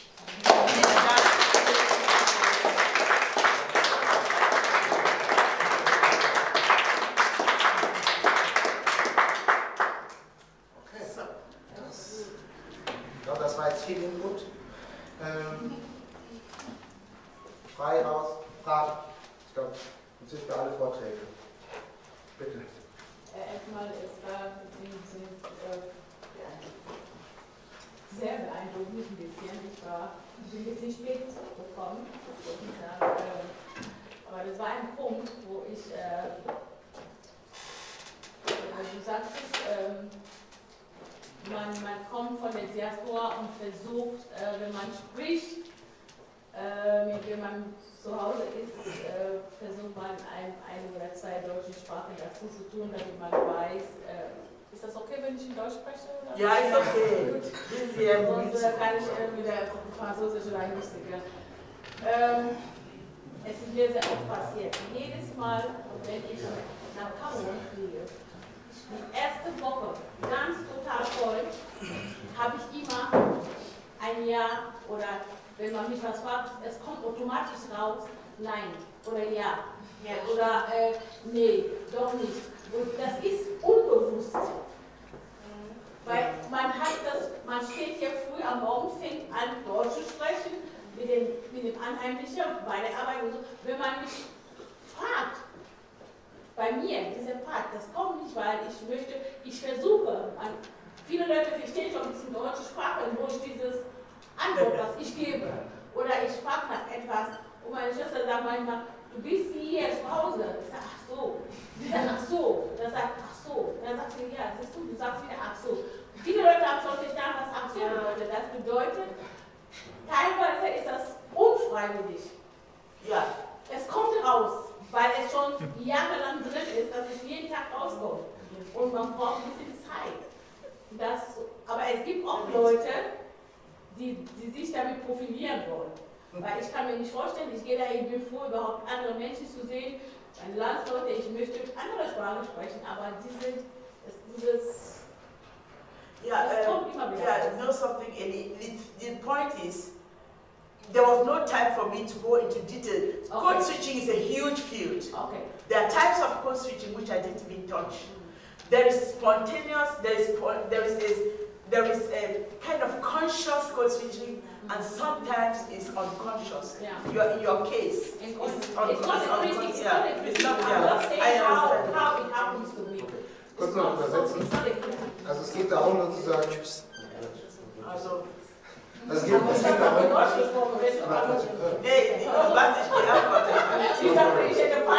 Okay, also es geht einfach nochmal darum. Es gibt verschiedene Aspekte von Code Switching, die ich natürlich hier gar nicht gesagt habe, weil dieses Thema ist ein riesiges Thema. Und hast du vollkommen recht, es gibt natürlich verschiedene Arten und Weisen, Qualitäten von Code Switching. Sonst war das super. Also das ist das, was wir jeden Tag erleben. Andere Fragen, Kommentare, Anregungen? Feedback zu alle die anderen Erfahrungen. Aufträge. Hast du toll gemacht. Thank you. Sorry, I wasn't Yes. Kein anderer Feedback. Also erstmal auch danke, es war super interessant.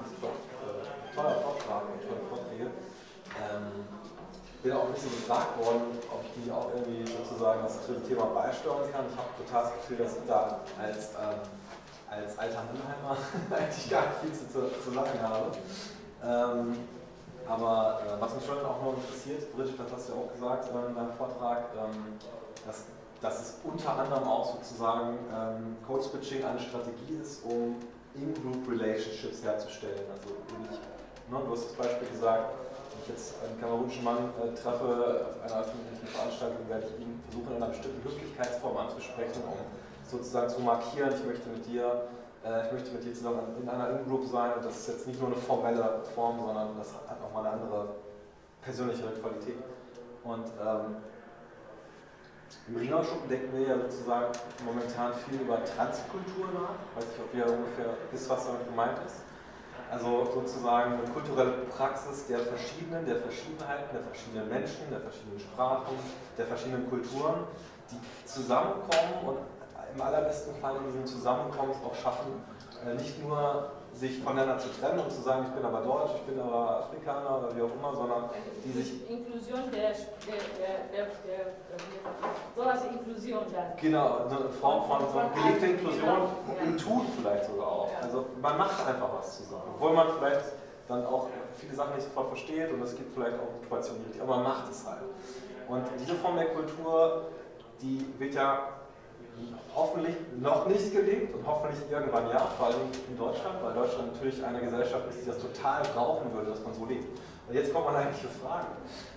oder an alle vielleicht auch mal, ist das, wäre sozusagen Code-Switching vielleicht auch, also weil es ja momentan auch, es ging ja um In-Groups, es ging ja eigentlich auch um, ich sag mal wieder, eigentlich um Bubbles, eigentlich darum, dass man natürlich sich erstmal darauf verständigt, hey, wir haben was miteinander gemeinsam, was andere vielleicht um uns herum jetzt nicht miteinander gemeinsam haben, zum Beispiel eine Herkunft, eine Kultur.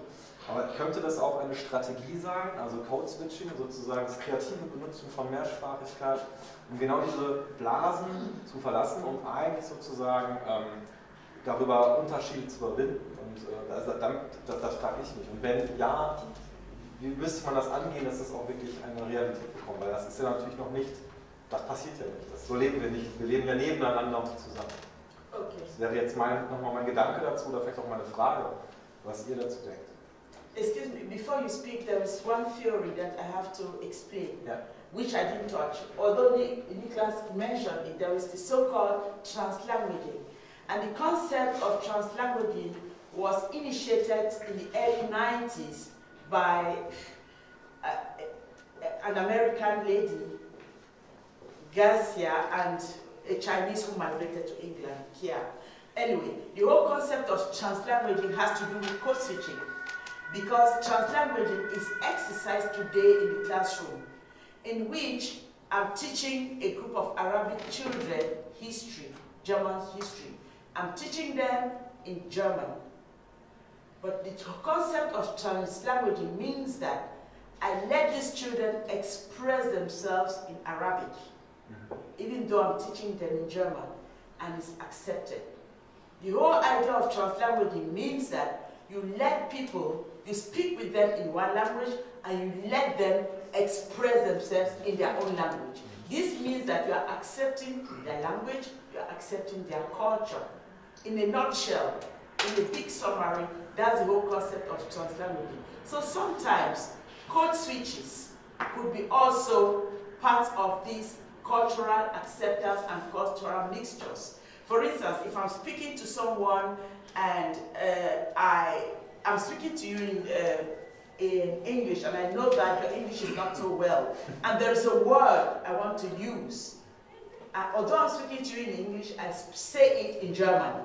I'm code switching into German as a means of facilitating your understanding. It means that I've accepted the fact that you speak a different language. I've accepted the fact that you are of a different culture. So you see, this kind of acceptance, it is coming in slowly but steadily. But we hope that it's going to really find its place within the community. Is that what is called the lingua franca? No, there is exchanging ideas with different languages or different word meanings. Because okay, lingua franca is a bit different. The concept of lingua franca is the idea that you are speaking, I'm speaking with her, for instance. When I speak with her, there's no way we have to speak in German. Because she speaks, what's your language again? Afghanistan, Persis. And I know English, I know French, I know other language. We don't share a language. So in this context, German is a lingua franca. I take another example. There is somebody who speaks, I don't know what. He's from US, he comes to Germany. He doesn't know a word of German. There is somebody who comes from Russia. He doesn't know a word of, I don't know what. They will look for a language which they share a bit of knowledge. That's why lingua franca communication is always between people who don't share the same language. They look for a way. They look for a language that they share a bit of. And so that language is a lingua franca. I got it on Google. You've understood? Yeah, it's a language that is adopted as a common language between speakers. Who don't share the same language. Languages are different. Okay. Yeah. So, we're saying that all of us, the migrants. Okay, now you understood. Okay. We use German as our lingua franca. I have something just to add to this. Can I see it? This Bobolo issue.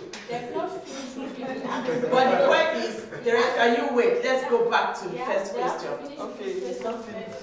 Is it Is it okay? This whole question of translanguaging, code switching, they're all borrowing. You know, they're all kind of, they're new, but we are pushing for them to, because that's a way of accepting other people's languages and cultures living together, you know? Yes. Okay. But I think, just to add to that in-group thing, the in-group can be built when you meet people.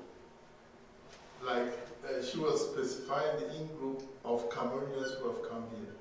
But we, as members of Silent University, we can be an in-group where we have a particular language which we use. And that language makes us to communicate. Yeah, I think that's the idea of that. This is the perfect place to try I think when you go to Eppinghofer, maybe you are a German. You are a German. Yes.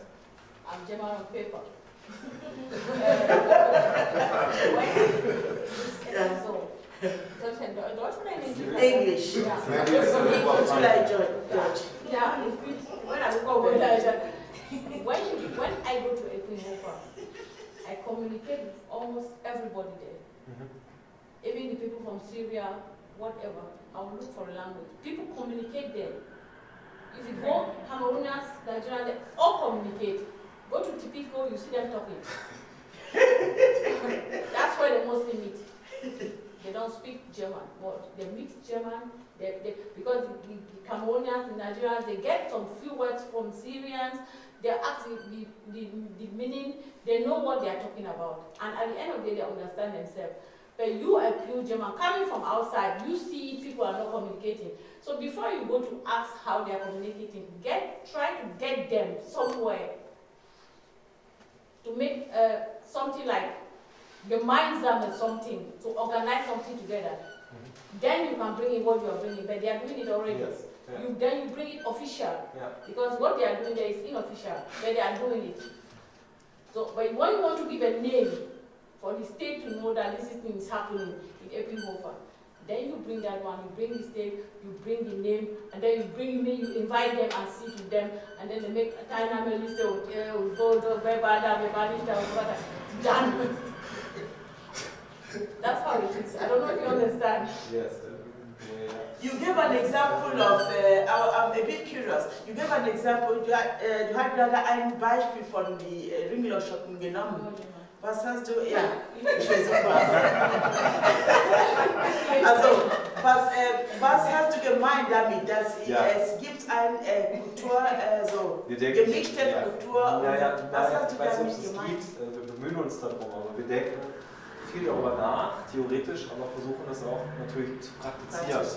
Also ich arbeite für den Ringlockschuppen und wir versuchen dort gerade den Ringlockschuppen diverser zu gestalten. Also einfach, dass mehr verschiedene Leute darin vorkommen. Als Leute, die dort arbeiten, aber auch auf der Bühne, was wir zeigen, das Programm. Das ist ein langes Projekt, das geht nicht von heute auf morgen.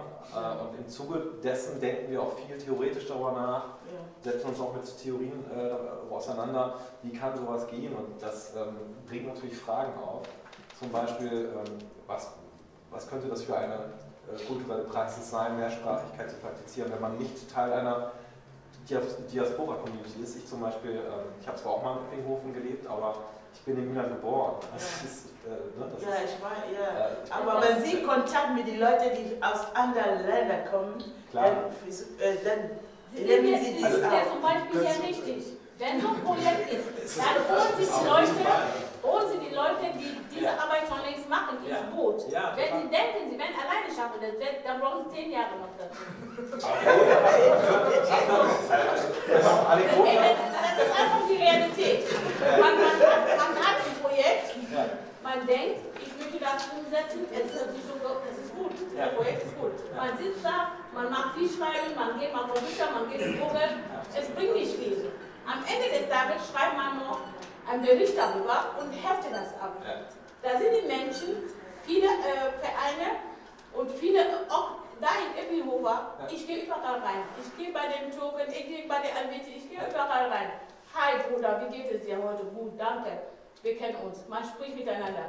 Wenn Sie diese Leute nicht ins Boot holen, um mit denen zu sitzen, eine echte Sitzung zu machen und erklären, was sie vorhaben, wie das dann bekommen Sie Ideen von den Leuten, tun Sie das auf Ihre Ideen, dann funktioniert es. Wenn Sie so weitermachen, werden Sie lange warten. Es wird klappen, aber dann ist es Ich habe noch eine Anekdote erzählen, meine Friseur.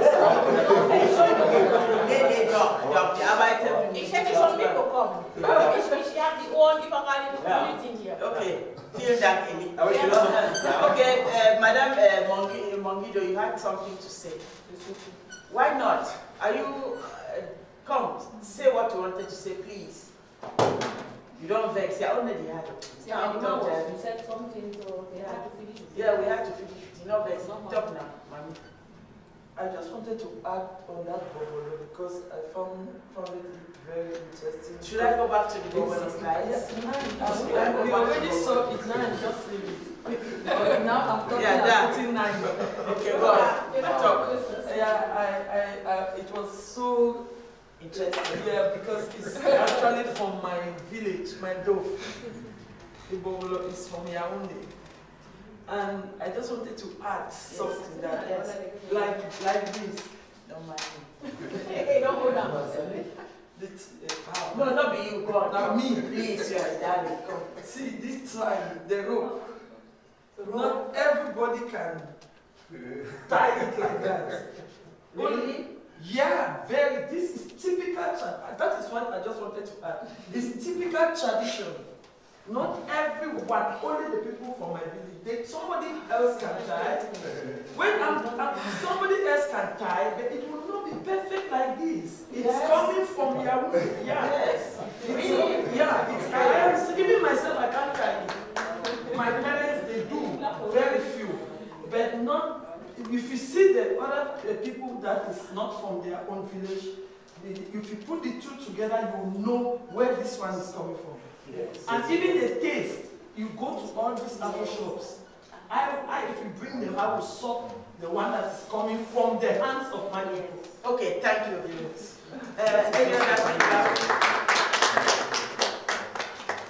But please don't forget the other presentations. He presented, she presented. Why are you all talking only of Oma, wir haben hier noch eine Meldung von. Ja, an Niklas. Niklas, du hast über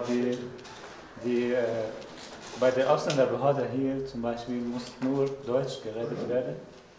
Und ich finde es nicht so, weil es heißt Ausländerbehörde. Das ist ganz einfach, ja. Ich bin da voll deiner Meinung. Absolut. Ich bin nach Deutschland angekommen und hatte eine kurze Frage. Und dann bin ich gegangen. Ich dachte, ja, ich komme an. Ich rede Englisch, ich frage mal. Und dann, stopp, bringen Sie Übersetzer und alles auf Deutsch und raus. War für mich sehr unfassbar. Ja, das ist ein blödes Erlebnis, ist natürlich, kann ich, ja.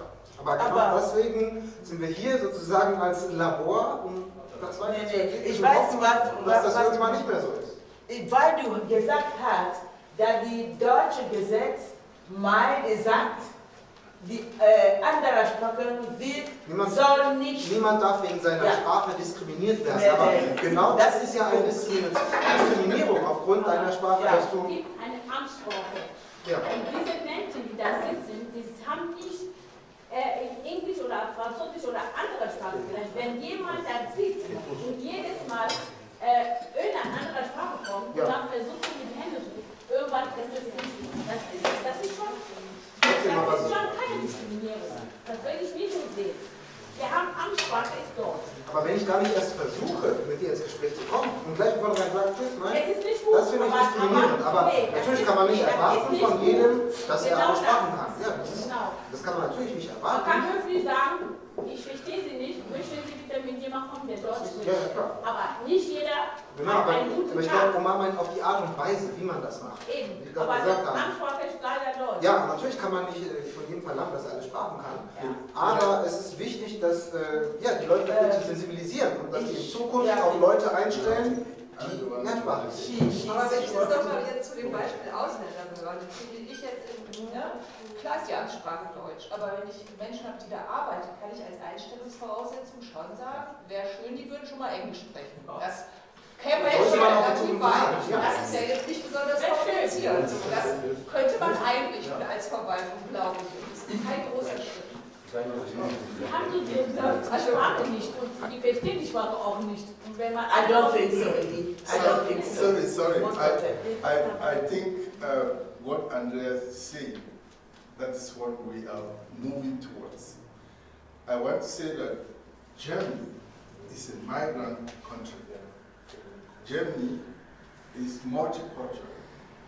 Germany is multi-language.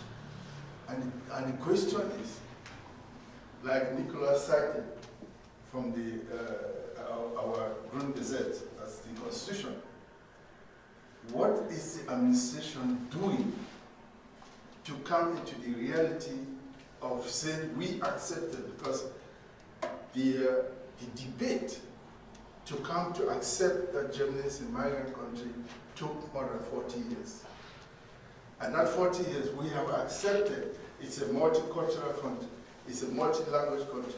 The question we're asking, what is the administration doing that we come to this reality of multiculturality and multi-language which we have? Which I expect that somebody will not go to Asanda Beholder, which is considered the international office, where the international office where, yes, you have to have, you have to have, that service is constructed for many languages.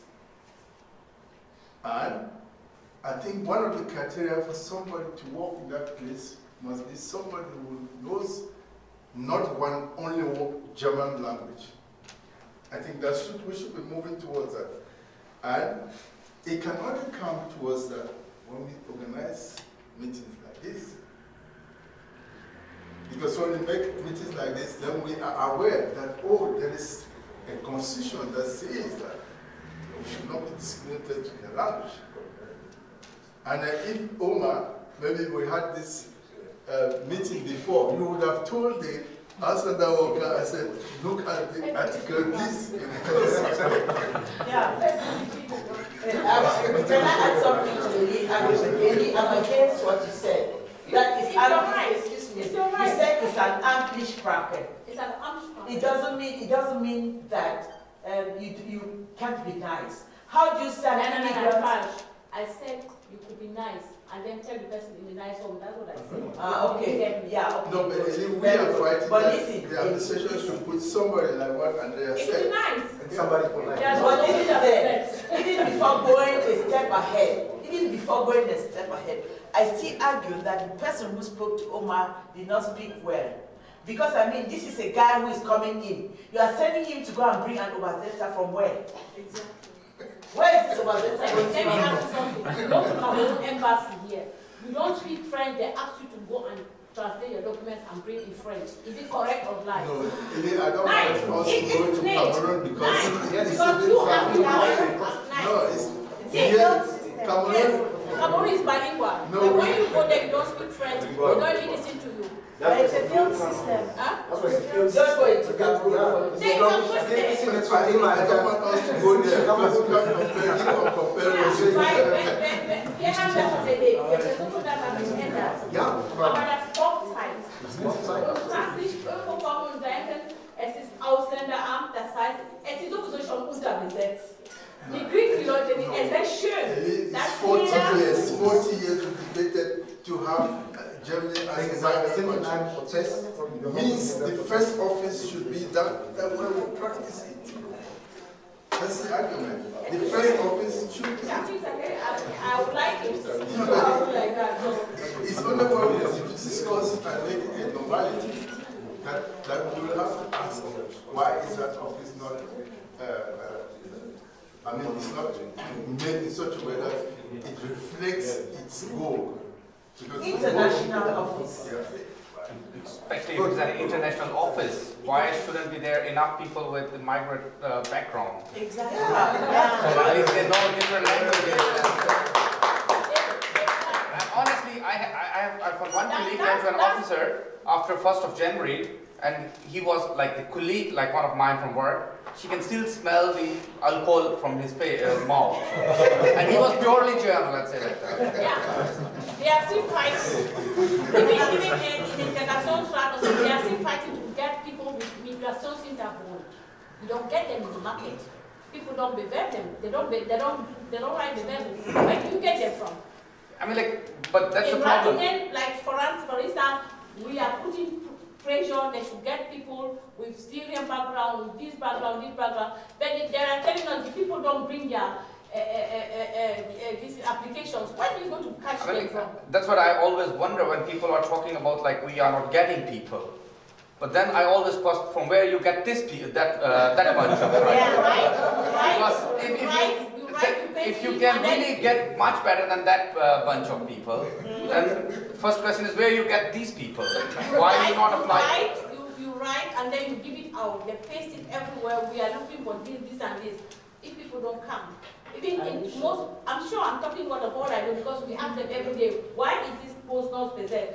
We have kind of loyalty. Take people with migration. But have you gone to statistics to find out how much about those I mean, like, I can mention this thing, like in a lot of our businesses, every company, we always talk about there are not people available. But if you check, like, it's always, sometimes you see or you feel it, there is some kind of a vitamin D connection is missing or something. Because you always hear everywhere there are no people available. But when you look on the other side, what are people complaining about? If you look at the normal person in average time in last 5 years, everybody is also complaining that his income is reduced as compared to the expenses. So this is the other fact. And on the other side, everybody is saying, like, I don't find people.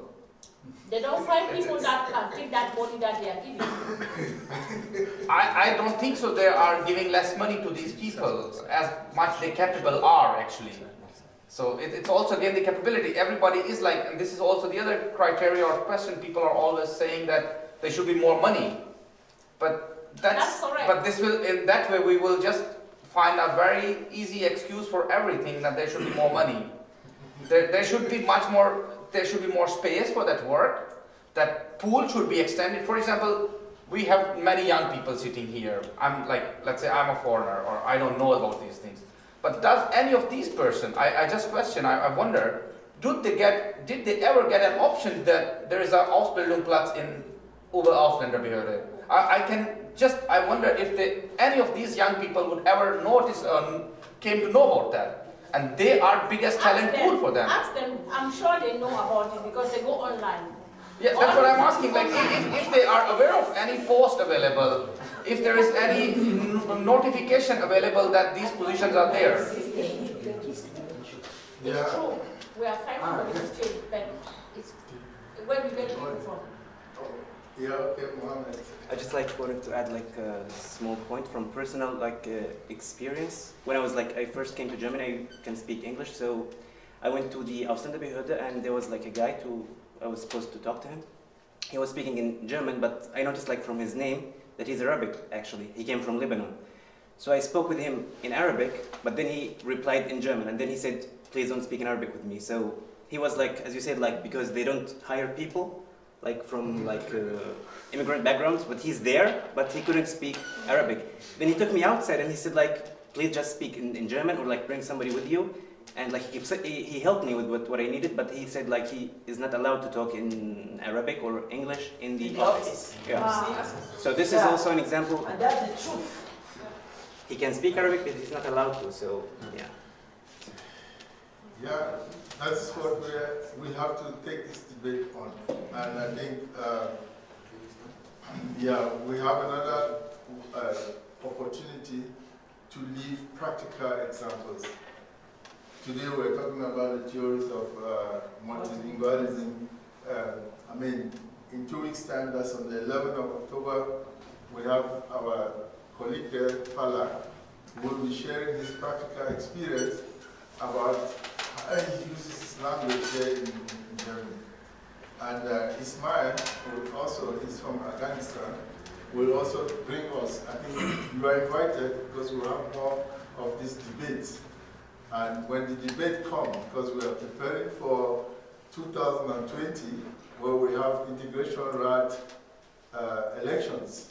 So I would like to see most of you to take these ideas that we're discussing and to start the ball from there. Then we'll see what we can do to bring to reality our international office for us. Thank you very much for listening.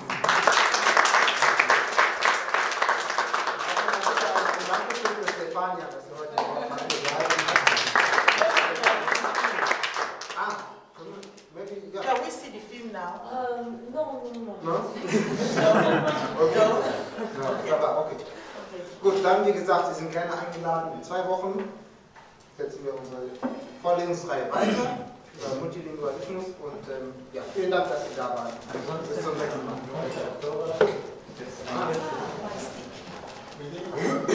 Migrantische Künstler sind am Denkmalschuppen am 5. Oktober.